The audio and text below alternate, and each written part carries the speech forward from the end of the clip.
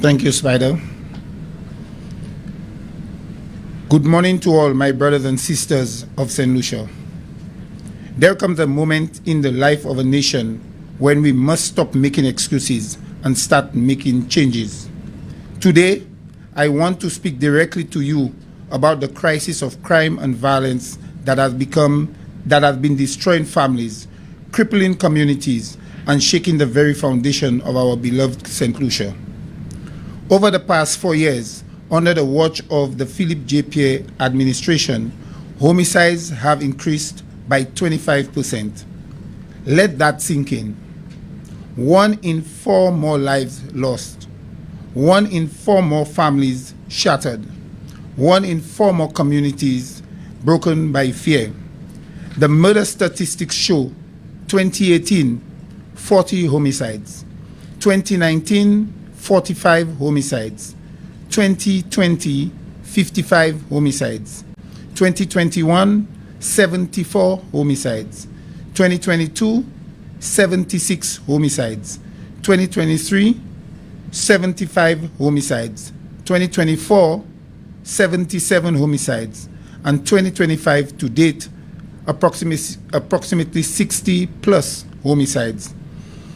We have seen approximately 12 homicides over the past 2 weeks. With such a small population of 180,000 St. Lucians, this must be of concern to everyone. The Prime Minister and Minister of National Security response is only silence.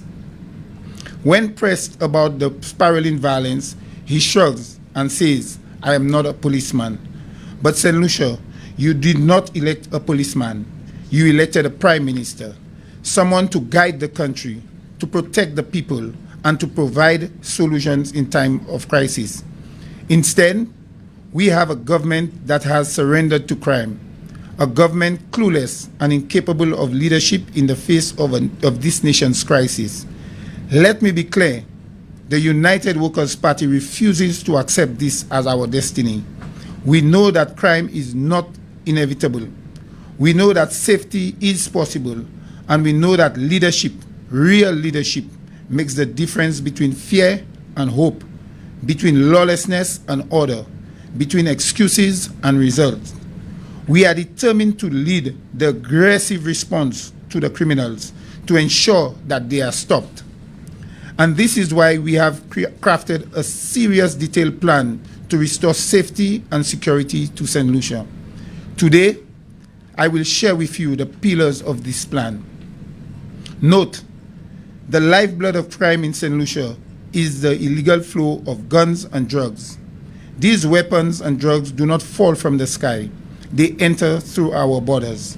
And under the government's watch, our borders have become a gateway. First, the United Workers' Party will introduce a dedicated border control unit with the sole mission of intercepting weapons, drugs, and contraband before they poison our streets.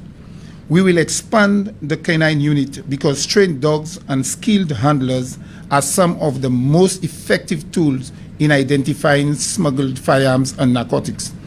We will also make maximum use of non-intrusive scanners at the ports.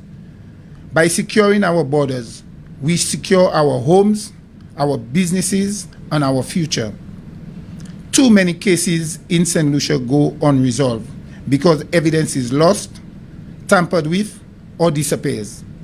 Justice delayed is bad enough, but justice denied because of incompetence and corruption is unacceptable.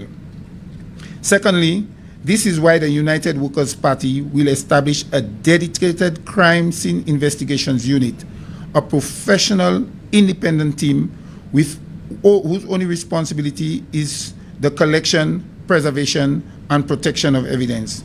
No more excuses. Every piece of evidence will be secured and handled with the highest standard so that criminals are held accountable and victims receive justice. Thirdly, our courts are clogged, cases dragged on for years, victims lose faith, and criminals walk free. The broken system emboldens criminals.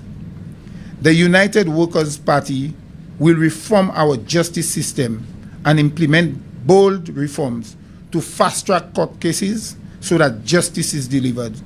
We'll introduce bench trials to reduce delays and clear the backlogs in our courts.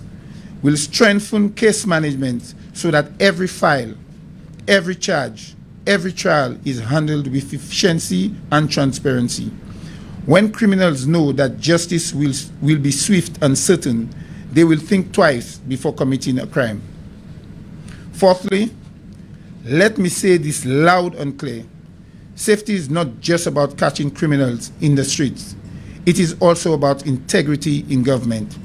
The United Workers' Party will demand accountability and will enforce a simple principle. No one, regardless of the position or their connections, will be above the law. Allegations of misconduct will be thoroughly investigated, and those found guilty will face the full consequence of their actions.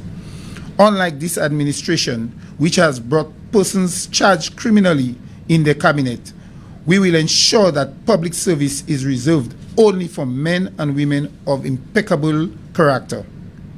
Leadership must set the example, and under the United Workers' Party, we will. We know that government alone cannot solve crime.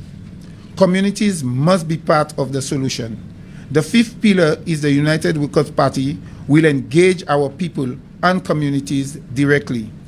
We will create a civilian oversight body for crime fighting, similar to NIMAC, the National Emergency Management Advisory Committee during COVID, giving citizens a direct voice in keeping the communities safe. We will establish reward programs to encourage persons to report illegal weapons and criminal activity, because safety grows when ordinary citizens are empowered to act. When people take ownership over their communities, when they know they have a voice in their safety, we build not just stronger neighborhoods, but a stronger nation. Now, what does all this mean in practice, and how does it benefit us? For parents, it means a peace of mind when your children leave home. For business owners, it means the freedom to keep your doors open, to improve productivity and profitability, and create jobs without fear of robbery. For communities, it means safer communities, improved economic activities, trust in the justice system, and partnership with the police. For our young people, it means hope, knowing that the opportunities for employment and growth will make tomorrow greater than the temptations of crime today. This is not just a plan for law and order. This is a plan for freedom, for opportunity, for life. So today, the choice could not be clearer. On one side, you have a prime minister who admits he is not a policeman and takes no responsibility while moderates climb. On the other side, you have the United Workers' Party, ready with real solutions, committed to real accountability, and determined to resolve safety to our people. On one side, you have excuses. On the other side, you have leadership and action. My brothers and sisters, St. Lucia cannot prosper in fear. Families cannot thrive in fear. Children cannot dream in fear.